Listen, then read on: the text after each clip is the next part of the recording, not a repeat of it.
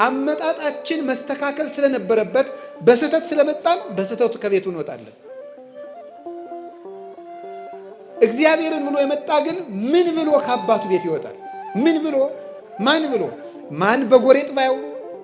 ማን ፊት ቢነሳው? ማን ግንባር ቢቆጥርበት ከቤቱ አይወጣም። የአባቱ ቤት ነው። ጎረቤት ተሰብስቦ ሲንጫጫ ማንም ጩኸቱን ሳይሰማው የወለደችው እናት የልጇን ልቅሶ ትለያለች።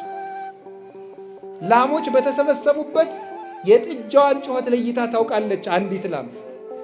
እግዚአብሔር ምን እንደፈለግን ያውቃል ይረዳናልም። ቅዳሴ ላይም እስመ አንተ ተአምር ድካሞ ለሰብ፣ የሰውን ድካም ታውቃለህ የምንለው ለዚህ ነው። ይረዳናል እግዚአብሔር። እግዚአብሔር የሚፈልገው ቀመር ሳይሆን ፍቅር ነው የሚፈልገው። ፍቅር ይቀድማል። አንዳንድ ጊዜ ሰይጣን ወደማይጠቅመን ነገር ወጣ ያደርገናል። አንዳንድ ጊዜ ከተቀመጥንበት ሰገነት ያወርደናል። ሁላችንም አሽቶ ይቆረጥመናል። ምን እናድርግ? ባንወርድ ጥሩ ነው ከእግዚአብሔር። ወርደን ከተገኘን ፈጥነን እንመለስ። እጆቹ ለምሕረት የተዘረጉ ናቸው።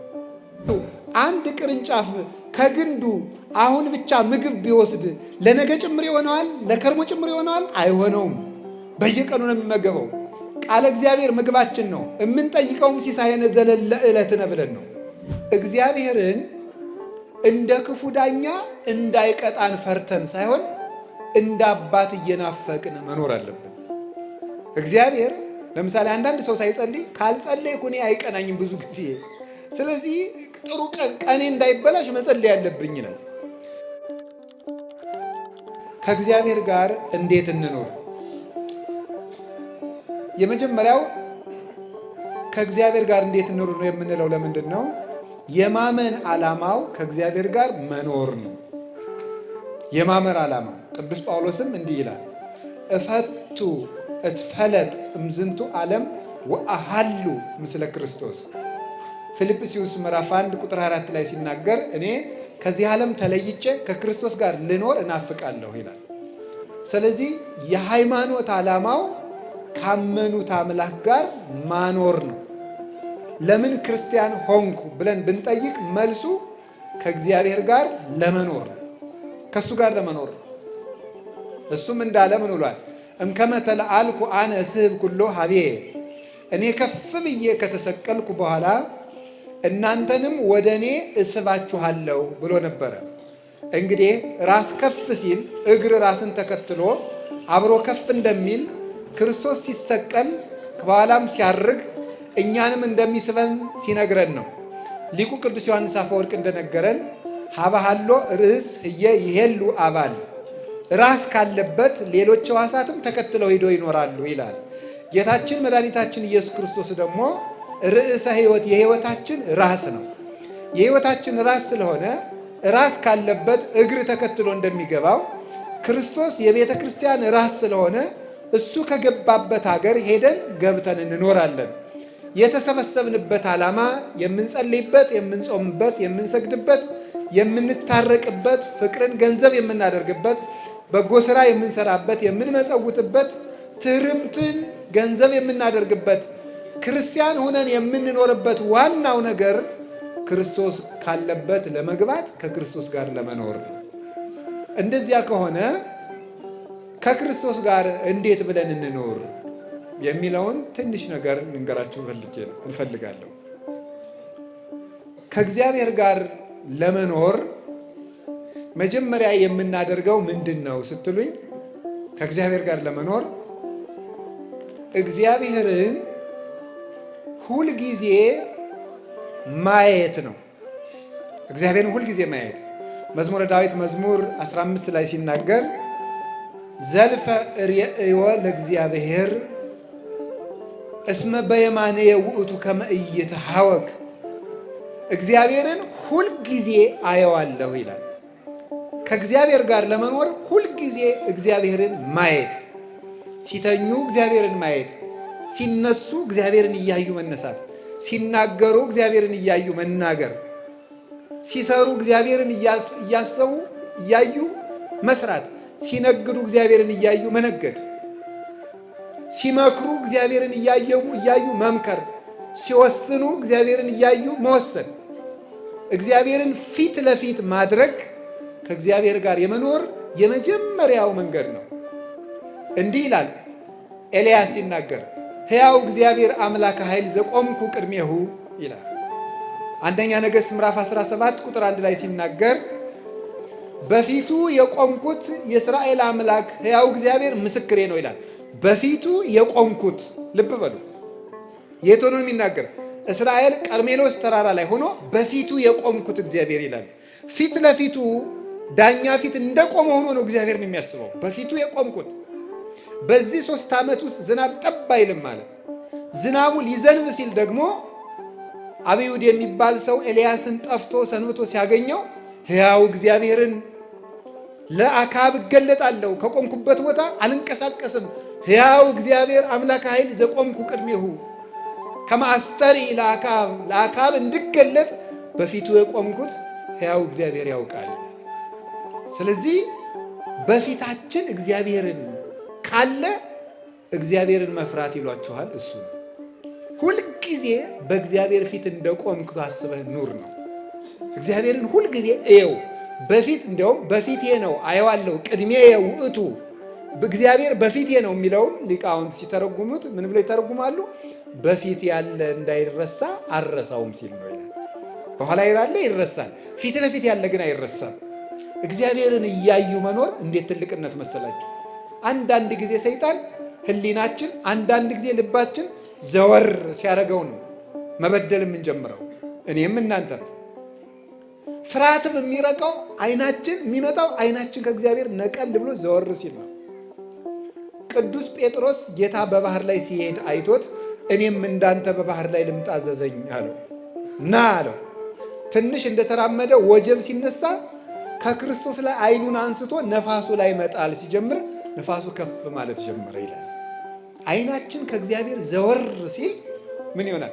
እዚህ ቤተ ክርስቲያን ላይ ታያላችሁ አይደል? ሰጎን እንቁላሏን ትክ ብላን የምታየው አይኗን ከነቀለች እንቁላሏ ይበላሻል ይላል። እና ቤተ ክርስቲያን ላይ ስትወጡ ጉልላቱ ላይ እንቁላል የሚመስል ነገር አለ። ወፍ የምትመስል ትክ ብላ እያየችው። እግዚአብሔርም እኛን ማየት ቢያቆም እንጠፋለን። ደግሞ መልሰን ደግሞ ሰጎን እንቁላሏ ላይ አይኗን እንደማትነቅል ክርስቲያኖችም የክርስቶስ መስቀል ላይ አይናቸውን መንቀል የለባቸውም። ያን እያሰቡ ሲኖሩ ፍርሃቱም ጭንቀቱም ያምን ቅዱስ ዳዊት መጥቶ ሳኦል ሊገልህ ነው እንዲህ ነው ሲሉ ምንተ ትብልዋ ለነፍሴ በእግዚአብሔር ተወከልኩ፣ እግዚአብሔር ፊት ቆሜያለሁ፣ በእግዚአብሔር ታምኛለሁ፣ ሰውነቴን ምን አድርጊ ነው የምትሏታል? እግዚአብሔርን የሚያይ ሰው ነፋስ አይታየው፣ እሳት አይታየው፣ ለቅዱስ ጊዮርጊስ ሰይፍ አይታየው፣ መንኮራኩር አይታየው። መንኮራኩሩን አልፎ ክርስቶስ ይታየዋል። ለቅዱስ መርቆሬዎስ የሚጠበስበትን ብረት ምጣድ አልፎ ክርስቶስ ይታየዋል። ለእነ አቡነ ተክለ ሃይማኖት፣ ለእነ አቡነ ገብረ መንፈስ ቅዱስ እንደዚያ ናቸው። ገንዘብን አልፋችሁ ክርስቶስን ማየት ብትፈልጉ መጀመሪያ አይናችሁ ከክርስቶስ ላይ አለመነቀል ነው። ያንን ነው እግዚአብሔር ጋር ለመኖር መጀመሪያ እግዚአብሔርን እያየን መኖር ነው። ሁለተኛ ከእግዚአብሔር ጋር ለመኖር እንዴት ብለን እንኖር ብትሉኝ እግዚአብሔርን እንደ ክፉ ዳኛ እንዳይቀጣን ፈርተን ሳይሆን እንደ አባት እየናፈቅን መኖር አለብን። እግዚአብሔር ለምሳሌ አንዳንድ ሰው ሳይጸልይ ካልጸለይኩ እኔ አይቀናኝም ብዙ ጊዜ፣ ስለዚህ ጥሩ ቀኔ እንዳይበላሽ መጸለይ ያለብኝ ይላል። እንምን ይባል? በነገራችሁ ላይ የሚጸድቁ ክርስቲያኖች ራሱ ከሶስት ይከፈላሉ። ተመስገን እንደው ከሶስቱም አድርጎ ያጸድቀን ብቻ። አንደኞቹ ምን ይባላሉ? ልጆች ይባላሉ። ምን ይባላሉ?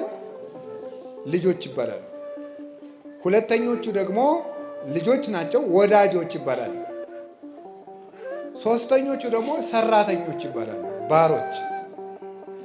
እነዚህ ልጆች የሚባሉት ቅርብ ጻድቃን ናቸው። ወዳጆች ደግሞ የሚባሉት ደግሞ እንደው በንስሐ የተመለሱት ናቸው። ሰራተኞች የሚባሉት ግን ደመወዝ ነው የሚፈልጉት አይደል? እግዚአብሔር ወይ ሲኦል እንዳይከተን ወይ ገነት እንዲያስገባን ብለው ትንሽ ትንሽ ጽድቅ የሚሰሩ ናቸው። ተመስገን ሰራተኛ ሙነን ያጽድቀን ብቻ ይማረን እንጂ እንደው ግን ልጅ ስንሆን ነው የሚያምርብን። ምንደኛ ስንሆን አያምርብንም፣ ልጅ ስንሆን ነው። እና እግዚአብሔርን ሲኦል እንዳይከተኝ እግዚአብሔር ገሃነም እንዳይጠለኝ እንዲህ ያልን ሳይሆን እግዚአብሔር እየጠማን ሲሆን ነው። እየጠማን እንደውም ልንገራችሁ፣ ሰው እየጾመ እግዚአብሔር ላይኖር ይችላል። ሰው እየጸለየ እግዚአብሔር ላይሆን ይችላል። ሰው እየሰገደ እግዚአብሔር ላይሆን ይችላል። ለምን? ክርስትና ተግባር ብቻ ሳይሆን ፍቅር ነው። ድርጊት አይደለም። ጉዳይን አከናውኖ መሮጥ አይደለም። ከእግዚአብሔር ጋር በፍቅር መዛመድ መገመድ ነው። ቅዱስ ጳውሎስ ሲጽፍ ብዙ ጊዜ ሲጽፍ መልእክቱን ጳውሎስ ሙቁሁ ለክርስቶስ ይላል። የክርስቶስ እስረኛ ጳውሎስ ይላል። በፍቅሩ የታሰረ ማለት ነው። በፍቅሩ የታሰረ አባ ስምዖን ዘአምድ የሚባል አባት የሕማማት የሚነበብ ምንባቡ ላይ ምን ይላል? ምንድን ነው?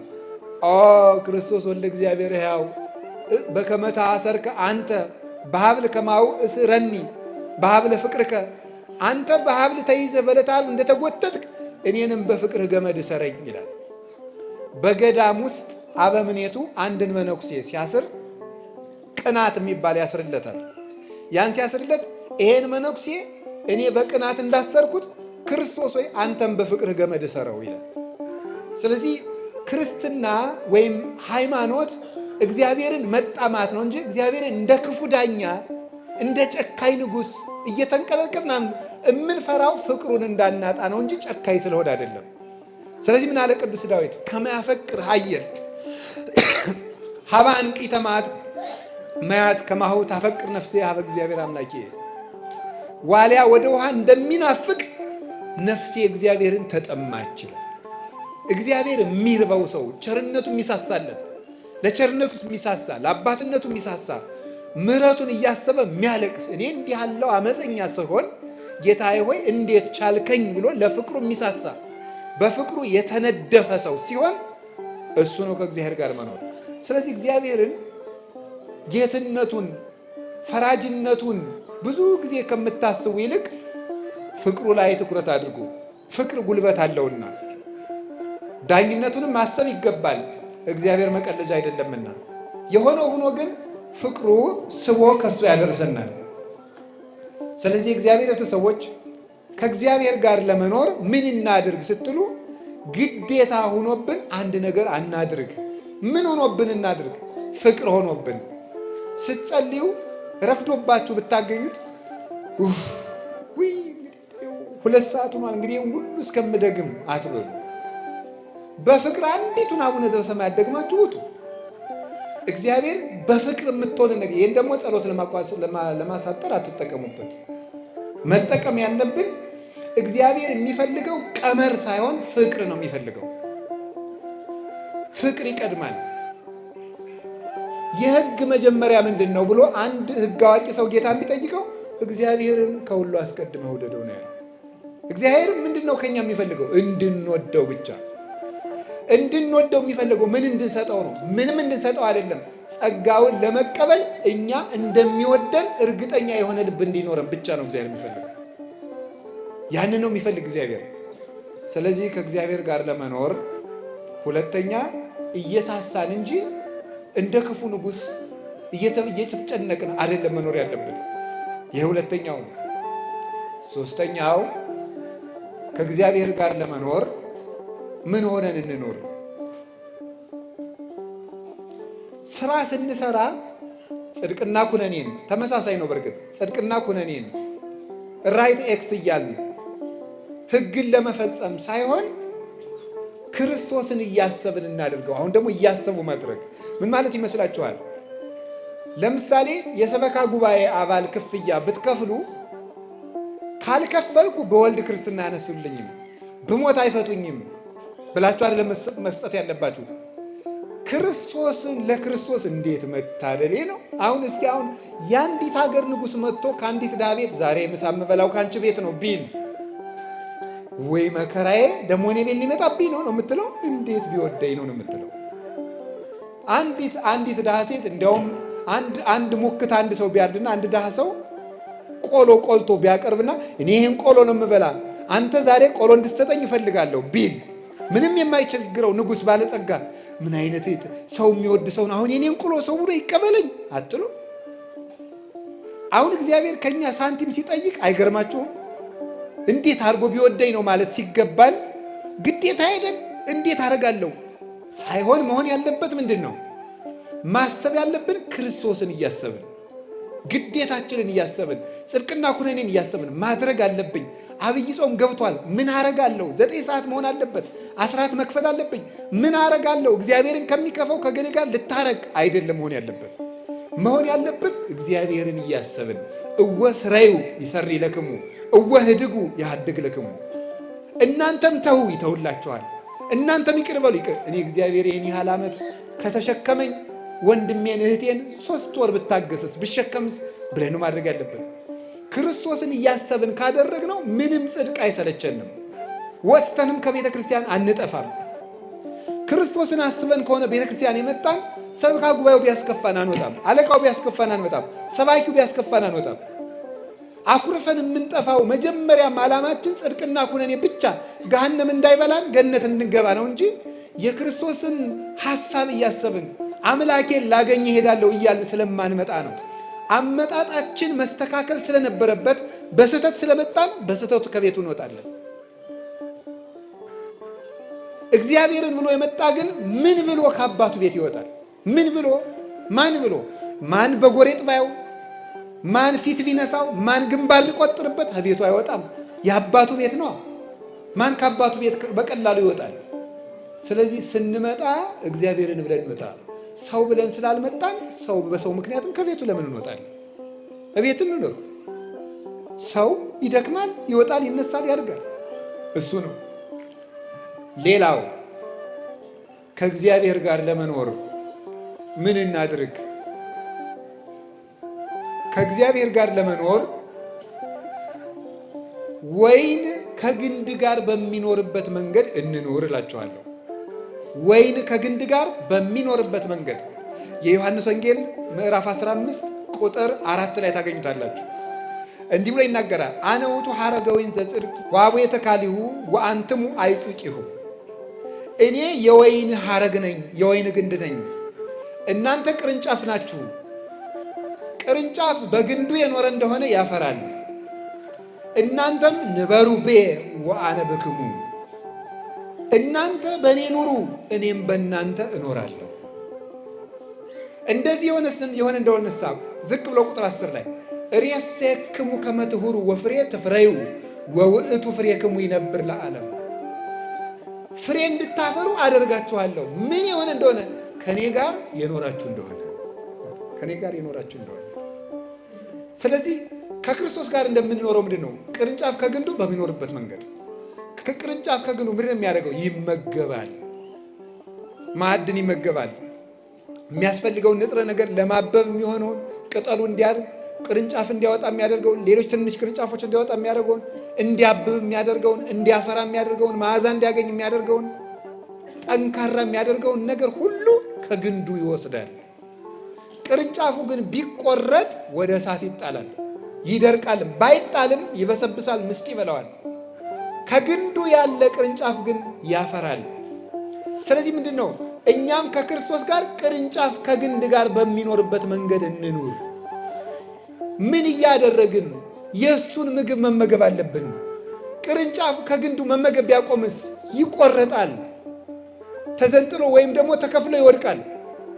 ከክርስቶስ እንዳንለይ እንመገብ። ምን እንመገብ? ሥጋውና ደሙ። ምን እንመገብ? ቃለ እግዚአብሔርን፣ ሁልጊዜ ወንጌሉን መመገብ። አያችሁ አይደለም? እነዚህ ቅርንጫፎች ያደጉት ከግንዱ የሚመጣላቸውን ወተት እየጠጡ ነው ያደጉት። ክርስቶስ እኛን የሚያሳድግበት ወተት አለው። አንደኛ ጴጥሮስ ምዕራፍ 2 ላይ እንደነገረን አፍቅሩ ሐሊበ ነባቤ ዘአልወቱ ትስይት፣ ቅልቅል የሌለበትን ለድህነት የሚያሳድጋችሁን የቃል ይላል። በየቀኑ መጽሐፍ ቅዱስን ማንበብና መማር ያሳድጋል። ወይ ከውልም ተትክልት ሀበ ማዘመን ምን የሚያረግሰው ሕጉን በሌሊትና በቀን የሚያነብሰው ከውሃ ዳር እንደተተከለች አትክልት ይሆናል። ፍሬውን በየጊዜው እንደሚሰጥ ቅጠሉ እንደማይጠወልግ ይሆናል ይላል መዝሙር ምዕራፍ 1 ላይ ቅዱስ ዳዊት ሲናገር። ስለዚህ ቅርንጫፍ ነን እኛ። እንድናድግ ምን እናድርግ? ከግንዱ አንራቅ ወገኖች። ቅርንጫፍ ነን። ምን እናድርግ? ምግብ እንውሰድ። ምግብ እንውሰድ። 1 ቅዱስ ሥጋው ክቡር ደሙን፣ 2 ቃለ እግዚአብሔር በየቀኑ መመገብ አለብን። በየቀኑ ጉባኤ ሲዘጋጅ በዓመት 1 ጊዜ 2 ጊዜ ተሰብከን ነፍሳችን ማደግ አትችልም። ልብ በሉ። አንድ ቅርንጫፍ ከግንዱ አሁን ብቻ ምግብ ቢወስድ ለነገ ጭምር ይሆነዋል? ለከርሞ ጭምር ይሆነዋል? አይሆነውም። በየቀኑ ነው የሚመገበው። ቃለ እግዚአብሔር ምግባችን ነው። የምንጠይቀውም ሲሳየነ ዘለለ ዕለትነ ብለን ነው። የዕለት እንጀራችን ስጠን ዛሬ ብለን ነው። በየቀኑ አንድ ምዕራፍ መጽሐፍ ቅዱስ ቢያንስ እስኪ አንብቡ፣ እንማር። ሁልጊዜ ሲሲሳነ ነፍስ ቃላቲሁ ለእግዚአብሔር እስመ ቃለ እግዚአብሔር ሲሳይ ዘበአማን ውእቱ። የእግዚአብሔር ቃል የነፍስ ምግብ ነው፣ እውነተኛም እንጀራዋ ነው።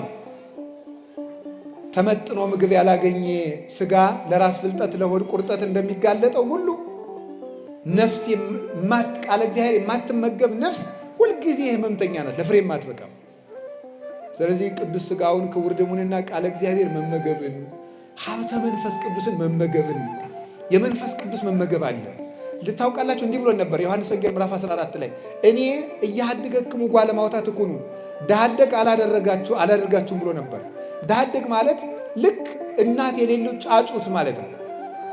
ግን ተመልከቱ፣ ርግብ የተለየችው ጫጩት እንደማይፈለፈል መንፈስ ቅዱስ የተለያት ነፍስም አትፈለፈልም። ዶሮ ወይም ርግብ እንቁላሏ እንዲፈለፈል በክንፏ አቅፋ ትይዘዋለች። ያን ጊዜ በእናቱ ሙቀት እንቁላሉ እግር አውጥቶ ጫጩቱ ነው ይራመዳል። መንፈስ ቅዱስ በርግብ አምሳል የወረደበት አንዱ ምክንያት መንፈስ ቅዱስ በክንፈ ረድኤቱ ሲያሟሙቀንና ሲያቅፈን እኛ ሰው ሆነን መራመድ ስለምንችል ነው። ስለዚህ የመንፈስ ቅዱስን መግቦት ቤተክርስቲያን ውስጥ ማግኘት አለብን። ቤተክርስቲያን በየቀኑ ኪዳን ማድረስ ማስቀደስ፣ ቢያንስ በሳምንት አንድ ቀን እሑድ ጧት ሌሊት ሄዳችሁ ማስቀደስ ካልተቻላችሁ የከሰዓት ቅዳሴ አለ። አድባራቱ ሰፍተዋል፣ እግዚአብሔር ይመስገን እንጂ በየትኛውም ኢትዮጵያ ክፍል ላይ የቤተክርስቲያን ችግር የለም። በእርግጥ መምህሮቻቸው እየሞቱባቸው፣ ካህናት እየታረዱባቸው፣ ቤተክርስቲያን እየተቃጠልባቸው የራቃቸውም አሉ። እንደው እኛ ግን ምን እንመልስ ቢሆን አጠገባችን ቤተክርስቲያን በየቦታው እየተሰራል። ልብ በሉ። ቅዱስ ዮሐንስ አፈወርቅ እንዲህ ይላል፣ አንተ ሰው ሰብአ ሰገል የክርስቶስን የተወለደበትን ቦታ ለማየት 2 ዓመት ተጉዘዋል። አንተ 2 ደቂቃ ተጉዘ ቤተ ክርስቲያን ለመምጣት የምትቸገር ለክርስቶስ ምን ትመልስለት ይሆን ይላል። 2 ሰዓት እንኳን አንጓዝም። ቤተልሔም ይሏቸዋል፣ ሌላ አይደለችም ቤተ ክርስቲያን ናት።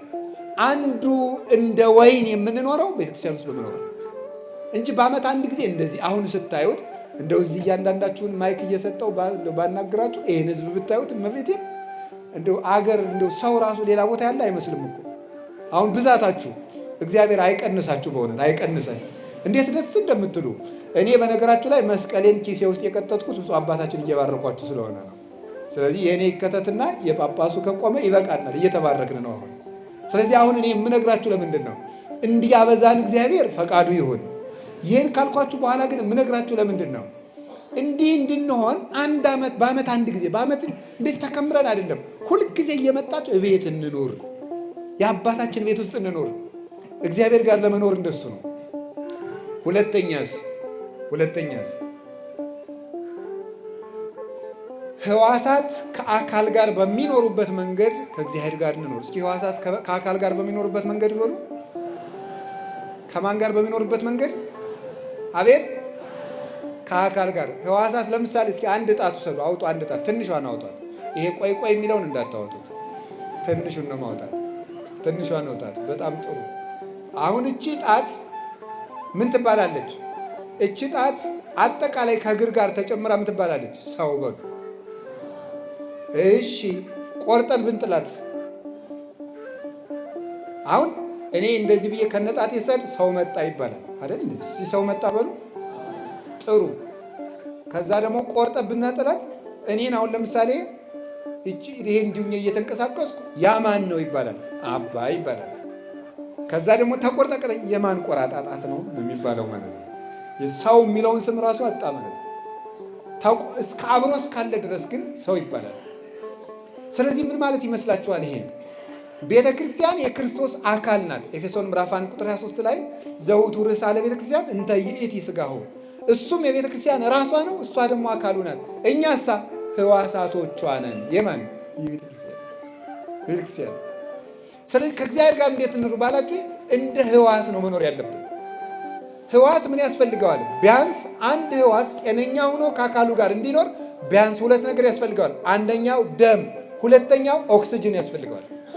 ደምና ኦክስጅን። እቺ ጣቴ እንድትጨብጥ፣ እንድትጽፍ፣ እንድታጣብቅ፣ ይዛ እንድታስቀር፣ እንድትቆነጥር፣ እቺ ጣት እጥፍ ዘርጋ እንድትል፣ ምርኩዝ እንድትሆነኝ በወድቅ እቺ ጣቴ ምን ያስፈልጋታል?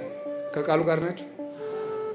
ምን ያስፈልጋታል? በትንሹ ደምና ኦክስጅን ያስፈልጋታል። ደምና ኦክስጅን። ክርስቲያንም የክርስቶስ ሕዋስ ነውና በአግባቡ መኖር እንዲችል ደም የተባለ ቅዱስ ቁርባን ነው። ደገምኩት፣ ቅዱስ ቁርባን ነው ደም የተባለ። እስትንፋስ ግን የተባለ የመንፈስ ቅዱስ ሀብትና ጸሎት ነው። ጸሎት የማይጸልይ ክርስቲያን ምን ይሆናል ማለት ነው? ኦክስጅን አልላክለት ያለ ህዋስ ይመስላል ማለት ነው። ምን ይሆናል ማለት ነው? ይሄ ተቆርጦ ይጣላል። ስለዚህ በየቀኑ የምንጸልየው ይኸውላችሁ ግዴታ ሆኖብን አይደለም የምንጸልየው፣ ከእግዚአብሔር ጋር መነጋገር። ይሄ እድል አይደለም? እስኪ አንድ ጥያቄ ልጠይቃችሁ። አንድ በጣም በዓለም የምታከብሩት ሰው ላነጋግርህ እፈልጋለሁ ብላችሁት ነገ 3 ሰዓት አገኛለሁ ቢላችሁ ደስ አይላችሁ? እንደው ስም ከምጠራ እኮ ብዬ ነው እንጂ የተከበረ ሰው ጠራ ነበር። ምን ያደርግልኛል? ስም ጠራ እገሌን ለምሳሌ ማለት ነው። አሁን እሱ ሰውዬ የሆነ ሰው አሰቡ የምታከብሩት እሱ ሰውዬ አገኛለሁ ብሎ ቢደውላችሁ ደስ አይላችሁ? እንደዚያ ከሆነ ምክንያቱም እንደው ዝም አላችሁ እንጂ ዘፋኝ ስታገኙ ሁሉ አብራችሁ ፎቶ እንነሳ ትሉ የለም እንዴ? ይቅርታ አስቸገርኩ ፎቶ እንነሳ ትሉ የለም ተብሎ ይታመናል ነው። ኤርፖርት ላይ አንዳንድ ጊዜ ያለው መቼስ ታረጋላችሁ። እግዚአብሔርን ያህል ንጉሥ ሊያነጋግረን ቀጠሮ ይዞልን ጸሎት ማለት እሱ ነው። ጸሎት በይል ተናግሮ ምስለ እግዚአብሔር። ህዋስ ጤነኛ ሆኖ የሚኖረው ኦክስጅን ሲያገኝ ነው። ስንጸልይ ከክርስቶስ ጋር እንኖራለን።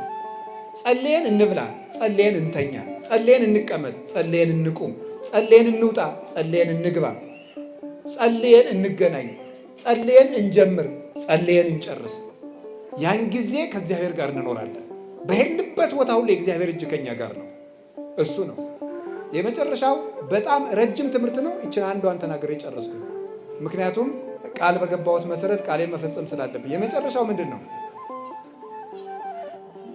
ሕፃን ልጅ ከአባትና ከእናቱ ጋር በሚኖርበት መንገድ ከእግዚአብሔር ጋር እንኖር በሉ። አንዴ ይውላችሁ ሕፃን ልጅ በሉ ከእናት አባቱ ጋር በሚኖርበት መንገድ ከእግዚአብሔር ጋር ሁለት ነገር ይወጣዋል። ይሄ ነገር መዝሙር 8 ላይ እማፈ ደቂቁ ሕፃናት አስተዳሎ ከስባተ ከሕፃናት አንደበት ምን አዘጋጀ ይላል? ምስጋናን አዘጋጀ ይላል። መዝሙር 8 ላይ ከሕፃናት አንደበት ምስጋናን አዘጋጀ። ይህን ሊቃውንት ብዙ ትርጉም ሰጥተውታል። አንደኛው ለሆሳይና ተተርጉሟል። የሆሳይና ስለምትማሩት የዚያን ለዚያ ተዋለሁ። ከርዕሴ ጋር የሚገናኘውን ነገር ብቻ ላምጣላችሁ። ሕፃናት የተባሉ መላው ክርስቲያኖች ናቸው ይላሉ ሊቃውንት። እነማን ናቸው? አጠቃላይ ከቅዱስ ፓትርያርኩ ጀምሮ የቤተ ክርስቲያን አባቶች ሁሉ ለእግዚአብሔር ምኖቹ ናቸው? ሕፃናት ናቸው። ምን ማለት ይመስላችኋል? የሕፃን ልጅ የሚለው አፉን ያልፈታው ይሄ ትንሹ ልጅ ማለት ነው። የእሱ ልጅ ሕይወት ከአባትና ከእናቱ ጋር በመኖር ላይ የተመሰረተ ነው። ልብ ብላችሁ ሰማችሁ? ምግቡን የሚያስቡለት እነማን ናቸው? እናት አባቱ። ሰውነቱን መታጠብ እንዳለበት የሚያስቡለት እነማን ናቸው? እናት አባቱ። ልብሱን የሚያስቡለት እነማን ናቸው? የከፋበትን ራሱ የሚሸክፉለት እነማን ናቸው? እናት አባቱ ናቸው እንጂ ልጁማ አንዳንድ ልጅ አይታችሁ አታውቁ?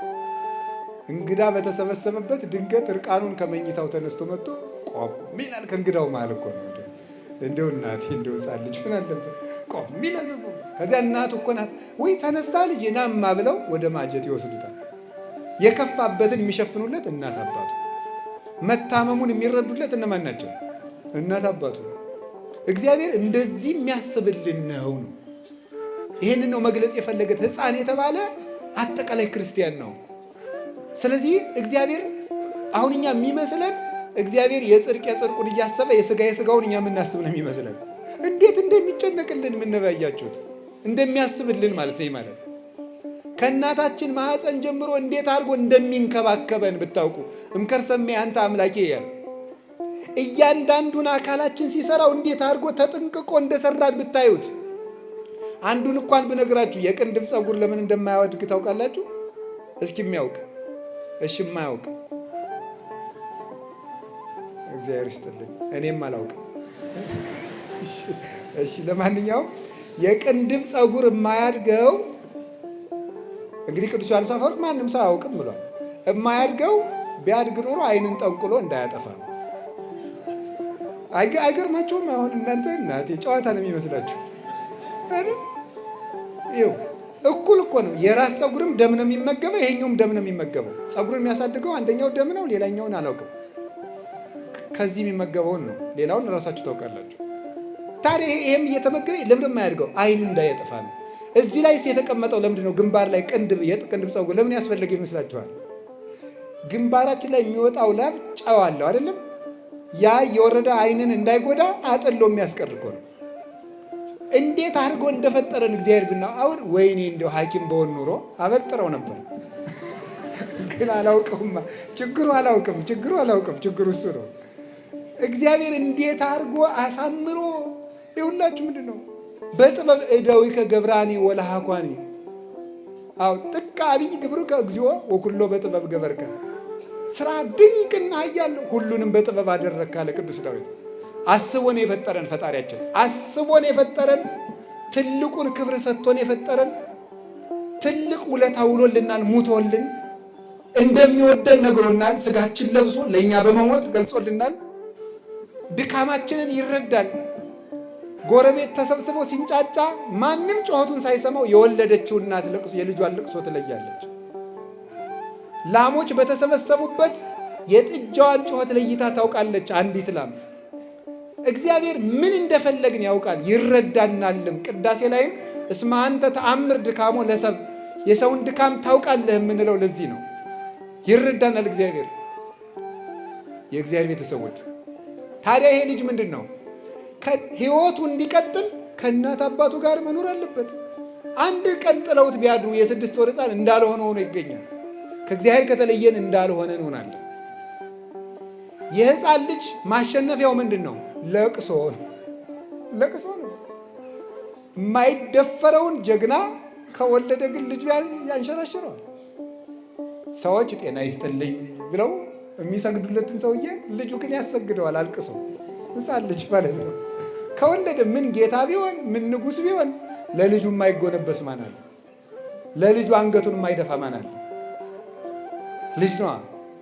እኛም የእግዚአብሔርን ልብ የምንመልሰው ምንድን ነው? አልቅሰን ጸልየን አራይ ክኒ እህቴ መርአት በሀቲ ንብረተ ክሳድኪ፣ እህቴ ሙሽራዬ ሆይ፣ አንቺ እስራኤል ሆይ፣ ለአዲስ ኪዳን ቤተ ክርስቲያን ሆይ፣ በሀቲ ንብረተ ክሳድኪ፣ አንገቱን ዘንበል ዘወር እንደማያደርግ ሰው እኔን ወገበ ልቡናሽን ክሳደ ሃይማኖትሽን እጥፍ ሳታደርጊ እኔን አይን እያየሽ በመጽናትሽ ደጅ በመጽናትሽ በጽናትሽ ልቤን ወደ ርኅራኄ መለስሽ ይላል እግዚአብሔር። እግዚአብሔር ልቡን እንዲመልስልን ምንድን ነው የሚያስፈልገው? መጸለይ፣ መጮህ ነው። እኛ እንጮሃለን፣ እግዚአብሔር ይሰማል። አዲያ ግን ደግሞ አንዳንዱን ነገር ከእሱ ጋር በደንብ እንድንጣበቅ ስለሚፈልግ ዝም ይለናል። ያረምም ከመዘይሰም ያጎነዲ ከመዘይሁብ፣ እንደማይሰጥ ይዘገያል፣ እንደማይሰማ ዝም ይላል። የሚሰጥበትን ቀን ያውቃልና የእግዚአብሔር ቤተሰቦች ይሄ ነው። ሌላኛው ግን ቅዱስ እንጦንስ አባ ከእግዚአብሔር ጋር እንዴት ትኖራለህ ቢሉት ሕፃን ልጅ ከእናቱ እቅፍ በሚኖርበት መንገድ እኖራለሁ አለ። ምን ማለት ነው አባ ተርጉምልን አሉት። ሕፃን ልጅ ሁልጊዜ ከእናቱ እቅፍ መውጣት አይፈልግም። ስራ ለመስራት ፈልጋ ድንገት መሬት ላይ ቁጭ ስታደርገው ምን የሚያደርግ ይመስላችኋል? ምን ያደርጋል? ይጮሃል። ጉዳዩ ምንድን ነው? መልሰሽ ወደ ምንሽ መልሽ ብሎ ነው እናቱ እንድታቅፈው ፈልጎ ነው። ድንገት ካስቀመጠችው ዋይ ይላል። እሱ ወጡ ቢከስር እንጀራ ቢጋገር ትዝ አይለው። ዋናው ብቻ እናቴ አትተይ ነው። ቅዱስ እንጦንስ ምን ማለቱ መሰላችሁ? እንዴት እውነት እኖራለህ ሲሉት ሕፃን ልጅ ከእናቱ ጋር በሚኖርበት መንገድ ማለቱ መጀመሪያ ከእግዚአብሔር መውጣት አልፈልግም። እስኪ ከእግዚአብሔር መውጣት አልፈልግም በሉ፣ ድገሙ። ድንገት ከወረድኩ ደግሞ ቶሎ ብዬ ወደ እሱ እመለሳለሁ። እስኪ በሉ፣ ድንገት ከወረድኩ ቶሎ ብዬ ወደ ማን እመለሳለሁ አለ? ወደ እግዚአብሔር እመለሳለሁ። እንዲያቅፈኝም አለቅሳለሁ። ቶሎ ብዬ ሮጬ እመለሳለሁ። ሕፃን ልጅ አንዳንድ ሕፃን ልጅ አይታችሁ አታውቁም? ያለ አቅሙ ይሄድና ከጎረቤቶች ጋር ይጣላል። እስኪ ግጠመኝ፣ ና ግጠመኝ፣ ጎንድልሃለሁ ምናምን ይላል። ሲመጣበት ሮጦ እናቱ ስር፣ ሮጦ አባቱ ስር ነው። አንዳንድ ጊዜ ሰይጣን ወደማይጠቅመን ነገር ወጣ ያደርገናል። አንዳንድ ጊዜ ከተቀመጥንበት ሰገነት ያወርደናል። ሁላችንም አሽቶ ይቆረጥመናል። ምን እናድርግ? ባንወርድ ጥሩ ነው። ከእግዚአብሔር ወርደን ከተገኘን ፈጥነን እንመለስ። እጆቹ ለምሕረት የተዘረጉ ናቸው። ማንንም አቅፈው ይቀበላሉ። በዕለተ ዓርብ የዘረጋቸው እኮ አይሁድ እጆቹን አስገድደውት አይደለም፣ እኛን ለመቀበል ለምሕረት የተዘጋጀ እጅ እንዳለው ሲነግረን ነው እንጂ። ስለዚህ እግዚአብሔር እንደ ሁላችንንም ሲሆን እንዳንወርድ ይጠብቀን፣ ከወረድን ደግሞ ፈጥኖ ያንሳን። መድኃኔዓለም ይቆየኝ። ስብሐት ለእግዚአብሔር።